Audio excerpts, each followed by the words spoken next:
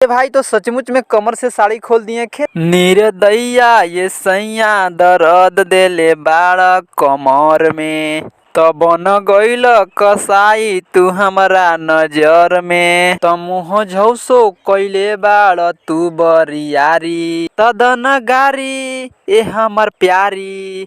सुन गलती से खुल गइल कमर से साड़ी। ये भाई तो सचमुच में कमर से साड़ी खोल दिए। खेसारी लाल यादव का ये सॉन्ग बवाल मचा रहा है, कमर से साड़ी। जी हाँ मेरे दोस्तों, गाना का नाम है कमर से साड़ी।